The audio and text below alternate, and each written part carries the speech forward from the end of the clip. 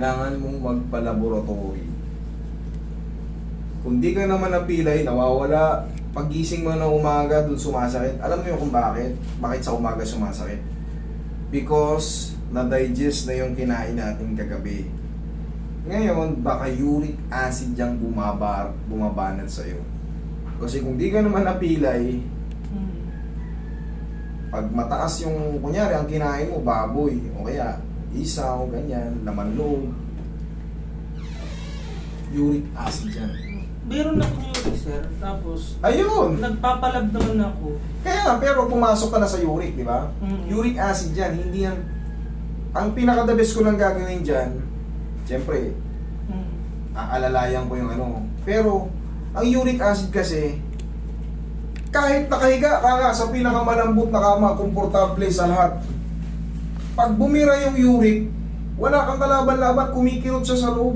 Kahit hindi mo na tabig yan, hindi ka na biro, natapakan, or napilipit. Ang uric kasi, pag ano siya, gumana siya, grabe sakit, parang punong-puno ng nana yung joint mo, hindi pwedeng matabig. Sobrang sakit niya. Pero anong solusyon dyan? Kailangan yung joint, tapos ang haplos lang yan, haplos baby lang. Tapos babandage siyang kita para bawal ka kasi matabig eh. Sobrang sakit niyan.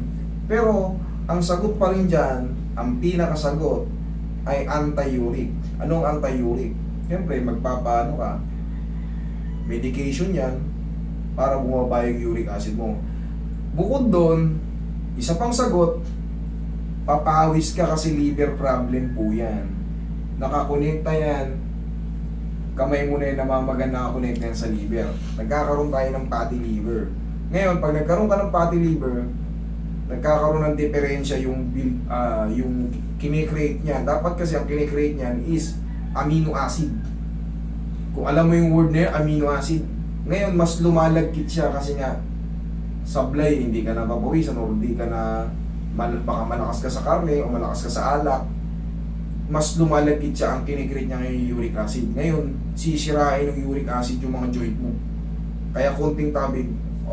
Tsaka kung mapapansin mo, ang daling hulihin eh. Maga niya nararamdaman pagising niya. Kasi nga, na-digest mo na yung kinain mo. Anong ulam mo kagabi? Ano lang po, pizza lang naman po kinain ko kagabi. Pizza? May mga karne ba yun? May mga... yun. Bacon. Yun. Yun na yun. Hindi kasi siya talaga ganyan lang. Ayan sir Pero ito, pasisingawin ko lang to. Tapos, Roy, kuha kang bandage, Roy. Madali lang naman to i-handle. Tapos, kailangan nyo lang talaga uminom muna ng anti-uric. Pinaka-the best, punta ka sa hospital. Na ako, sir. Nakapag-lab na ako doon.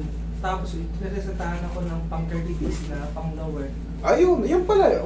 Alam mo na pala eh. Pero ang kadalasan kasi sa akin dyan, paa lang talaga. Hindi talaga konektado sa kamay. Mosing, kaya umaakyat yan. Panay ka pa rin kain ng bawal. Kumain ka ng bacon eh. Basta red meat, basta kumain ka ng high protein, tapos ka. Kumain ka ng sausawang may toyo, kumain ka ng baboy, kumain ka ng... Sabihin na natin kumain ka na nung maliit na portion lang ng bawal. Nararamdaman mo na pala sa paa mo. Ganon din yan. Sa lahat po ng joint katama yung 30 days. Wala na yan. Kahit wala kang pa-adjust sa totoo lang eh. Pero alisin ko na yung pressure nito kasi nandiyan na eh.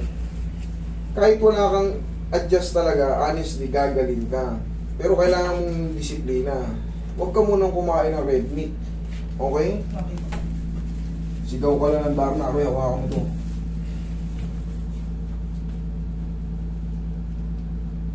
Yung pressure dyan. Kasi, ngayon yung maliliit siya mga buto na yun dyan.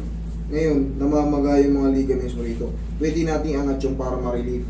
Tapos babandage siya Yan na din natin. yung sinend ko nung nakaraan, ganun din yung symptoms mo. Diba? Yung sinend ko po sa'yo. Kumbaga, tugma yun. Nagtutugma yung ano natin. Nagtutugma yung dinidiscuss ko sa'yo.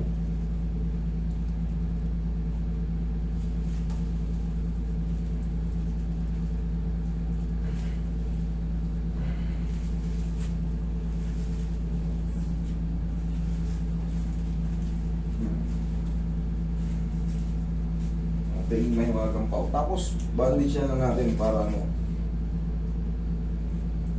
Kailangan to hindi matabig. Pag natabig to, Sobrang sakit. Kahit mo ganyan mo lang sa kahit Correct. anong upuan. kaya nga, lalagyan, asa yung bandage card? Ito, lalagyan kita ng ganito. Siyempre, ikaw ba naman, pag nakasalubong naka-bandage, banggay mo, di ba? Yan ito na yung defense mechanism mo. Ano? Dari ka dyan. Alam mo yung pinakamasakit sa uric, parang hindi ka na niya papakainin. Kasi Ang bawal. ang daming bawal. Soft drinks, kape, laman loob, Sardinas. tuna, sardinas, baboy, baka, kambing, Beans. beans. Ang daming bawal, pati yung ibang gulay. May bawal din. Pero mag-ano ka lang muna.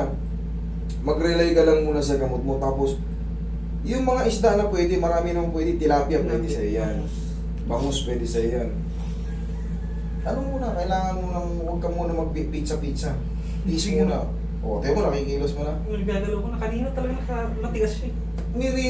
Kailangan, siyempre, kailangan, una, alam mo ang ginagawa mo. Alam mo kung ano rin yung nagiging ano. Kasi babalik pa yan. Kaya nga, actually, sinasabi ko nga sa'yo kahit wala ako. Pero siyempre, nandyan na yung pressure, kailangan kong i-release yun para, bah. Pero yung sakit ng uric, nandyan pa rin yan. Okay, pero kita nyo naman changes. Thank you. Thank you, sir.